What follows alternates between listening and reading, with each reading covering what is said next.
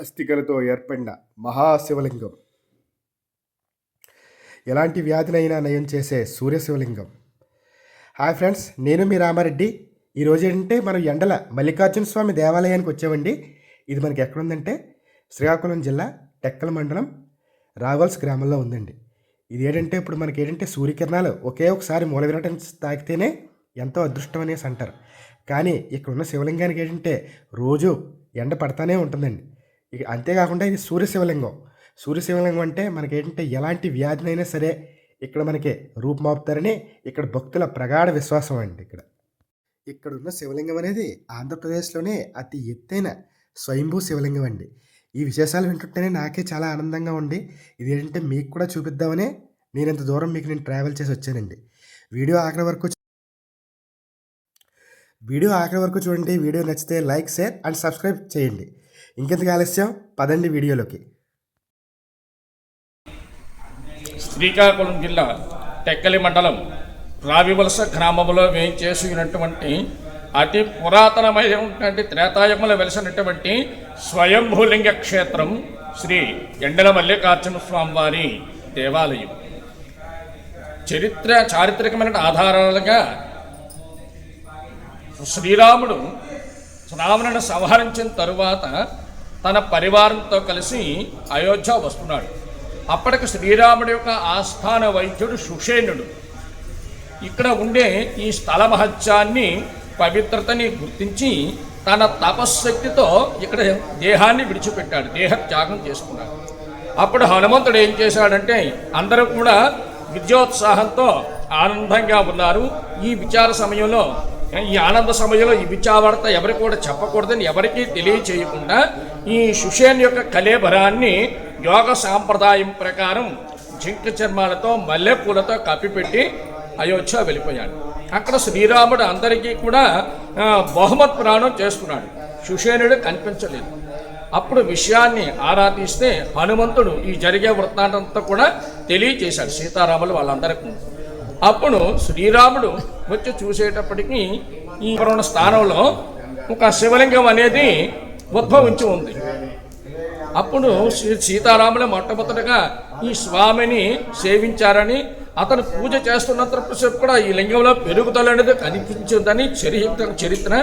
అందుకు ఆధారంగా ఎదురుగా కొండపైన సీతం వారి పాద ముద్రలనేవి ఉన్నాయి, చెక్కినటువంటి అడుగులు వేసినట్టు ఉంటాయి.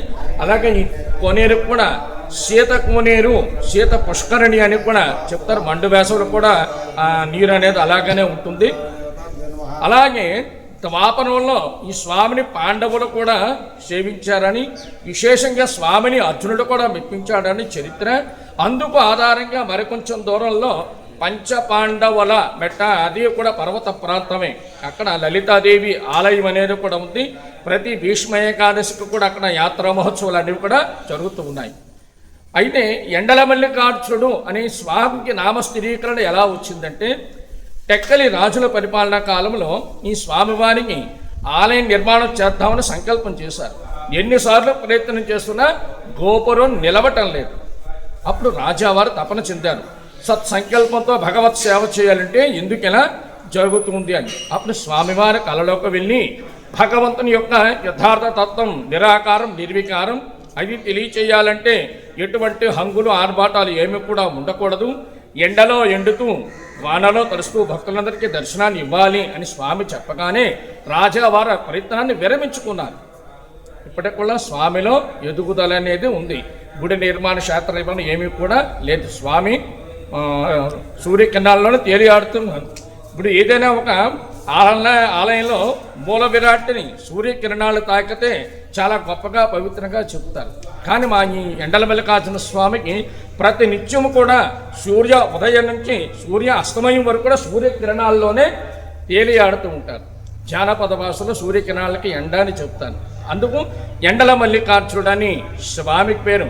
మొట్టమొదట చెంక చర్మాల్చి మల్లెపూలతో వచ్చింది కాబట్టి మల్లికార్జునుడని, అలాగే అర్జునుడు వరం పొందడానికి మల్లికార్జునుడని, ఈ ఎండ మూలంగా అంటే సూర్యకిరణాలు తాకిన మూలంగా ఎండల మల్లికార్జునుడని నామస్థిరీకరణతో ఇప్పుడు వెలుగొందుతూ ఉన్నారు.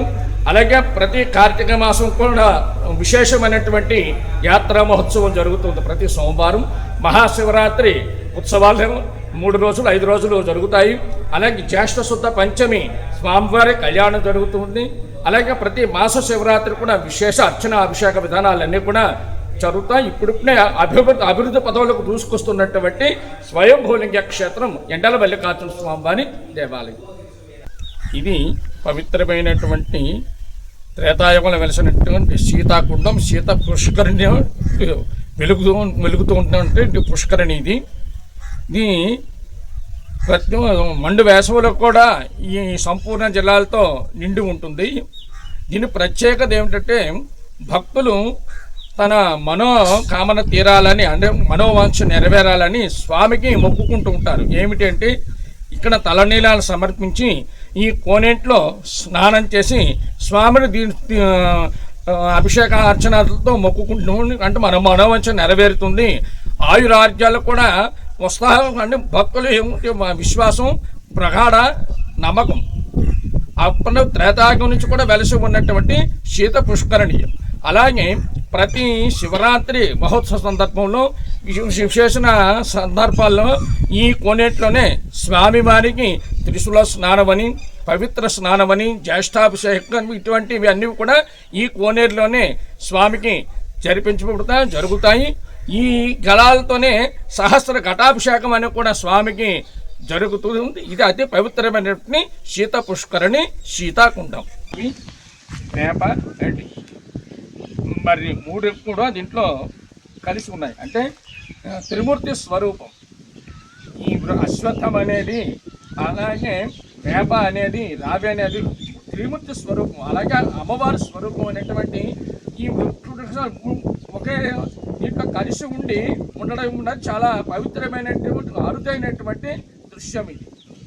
అందుకు ఇక్కడ అలాగే ప్రతి నాగుల చేత నాకు పుట్ట కూడా కనిపిస్తూ ఉంటుంది. వల్మీకి అంటే పుట్ట కూడా కనిపిస్తుంది. ఆ పుట్టము నాగుల చేత కూడా విశేష అర్చన అభిషేకాలకు కూడా ఇక్కడ జరుగుతూ ఉంటాయి. ఇన్ని విశేషతతో కూడినటువంటిది ఈ దివ్య స్థలం, ఈ దివ్యక్షేత్రం. మనకి గుడికి వెనక వస్తే ఇక్కడ పూజారి గారు ఏమన్నారంటే ఇక్కడ సీతమ్మ పాదాలు కూడా ఉన్నాయి అని చెప్పారండి. కానీ అంటే ప్రస్తుత పరిస్థితుల్లో ఇక్కడ తాళ వేసి ఉంది. అందువల్ల ఏంటంటే నేను బయట నుంచి చూపించే ప్రయత్నం మీకు నేను చేస్తానండి. ఇది ఈ లోపల సీతమ్మవారు పాదాలు ఉన్నాయి అనేసి చెప్పారండి. ఇక్కడ ఈ ఎదురుగుండా గుట్ట మీద మనకి కనక మహాలక్ష్మి అమ్మవారు, లలిత అమ్మవారు ఉన్నారండి ఇక్కడ. అంతేకాకుండా ఇక్కడ 12 జ్యోతిర్లింగాలు కూడా ఇక్కడ మనకు ఉన్నాయండి. మనకి ఏంటంటే కొంచెం ముందుకెళ్తే కూడా లలిత అమ్మవారిది ఉంది. కానీ ఏంటంటే ప్రస్తుతం అది మనకి తాళం వేసి ఉంది ఆ గుడి. నేను చూపించినంత వరకు కూడా నేను ట్రై చేశాను.